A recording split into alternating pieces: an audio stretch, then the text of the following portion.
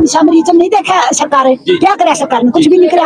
आप पता मारने वाली सरकार आप राह नहीं दिया, इतनी बंदे पड़कर चौगुर्दी के इकट्ठे हो गए रह गए बेचारे, कुछ नहीं हो कुछ भी नहीं चला रखा। और अभी जैसे भी बाढ़ क्षेत्र है, जो बाढ़ में जो किसान की फसलें नष्ट हो गई थी, उन लोगों को भी संत रामपाल जी महाराज जी के द्वारा राहत सामग्री पहुंचाई गई, उसके बारे में क्या कहेंगे आप? परमात्मा ने बहुत अच्छा सिस्टम कर रखा है। एक गुरुजियों का सम्मान किया था मैम 24 आपने, उसमें मेरे काका जी बोल रहे हैं कि कृष्ण जी ने जो मतलब सवा पैर घड़ी इसके भात भरा था, तो उसमें सवा घड़ी धन बरसा था। तो संत रामपाल जी महाराज ने उसको बहुत पीछे छोड़ दिया है, और 2 महीने हो गए परमात्मा का धन बरसते हुए। कृष्ण जी को तो बहुत पीछे छोड़ दिया, और सुदामा का एक ही घर बनवाया था, लेकिन परमात्मा अपने हजारों सुदामा के घर बना चुका है। भाई जी एक चीज और बताइए, जैसा भी आपने कहा कि कृष्ण जी ने एक घड़ी जो है धन बरसाया था, अभी आपने कहा कि संत रामपाल जी महाराज जी करीब 2 महीने से धन की वर्षा कर रहे हैं लोगों पर, ठीक है ना?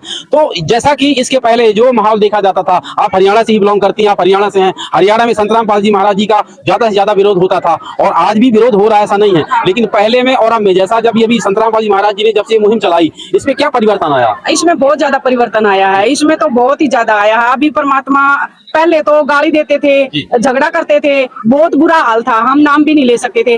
अभी परमात्मा बताते हैं, इतने अच्छा मुहिम चला रखा है परमात्मा ने। अब संत रामपाल जी महाराज को हरियाणा वाले परमात्मा के नाम से पुकारते हैं, परमात्मा बोलते हैं, इसी नाम से भगवान बोलते हैं। परमात्मा संत रामपाल जी महाराज को भगवान बोलते हैं।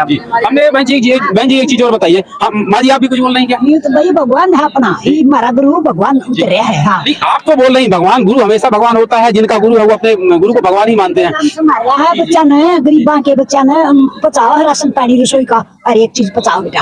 हमारा गुरु महाराज जी कोई नहीं कर सका जैसा हमारा गुरु कर रहा है। लेकिन भाई जी एक चीज और बताइए, जैसा कि हमारे देश की सरकारें हैं, वो सरकारी स्कूल खोल रखा उन्होंने, जो गरीब बच्चे जिनके पास पैसे नहीं पढ़ने के लिए, उनके लिए सरकारी स्कूल हैं, उनके लिए वहाँ खाने की भी सुविधा करा रही है सरकारें, करा रही है नहीं करा रही है, फिर भी जो है वो कैसे ये लोग जो नहीं पढ़ पा रहे हैं, ये कैसे नहीं पढ़ पा रहे हैं? ये किसकी कमी दिखाई दे रही है कि वो जो बच्चे जिनको संत रामपाल जी महाराज जी आज निःशुल्क यानी पढ़ाई के लिए उनको किताबें खरीद रहे हैं, उनको ड्रेस खरीद रहे हैं, उनकी फीसें भर रहे हैं, ठीक है, ये बच्चे कहाँ से निकल के आ रहे हैं? वहां तक सरकार शायद पहुंच नहीं पा रही, और गुरुजी ढूंढ के अपने बच्चों को निकाल रहे हैं।